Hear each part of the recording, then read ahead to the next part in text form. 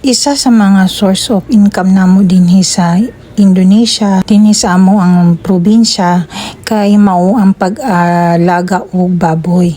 Kay kani manggong baboy dinhi galamiton og importante kaayo sa amo og panahon na sa mga pista sa patay, bunyag, pista sa balay. So maunang magbuhi jud mi og baboy kay anang panahon na kay daghan kaayong mamaligya og baboy.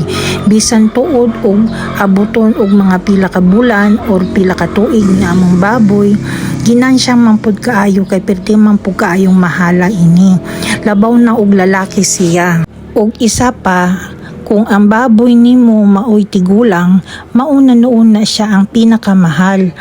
Whereas din na sa Pilipinas, ang pinakabata mao ang mahal. Dini sa mua, talagsara kayo siya paliton og bata pa, labi na og pista sa balay, kinahanglan jud ang baboy nga pila ka tuig gigalam. Usahay mo abot pa og 5 ka tuig, ay hato siya mo abot og pila ka 1,000 kung dira pa kwarta sa Pilipinas. Maunang ginansya kaayo dinhi ug sagaran dinhi sa mga balay na adyoy baboy nga alaga.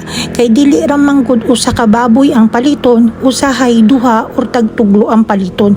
Maunang ginansya kaayo kung kinsa tong naay mga buhi nga baboy. Kaning manggali akong baboy baktin pa pero 5,000 ang isa.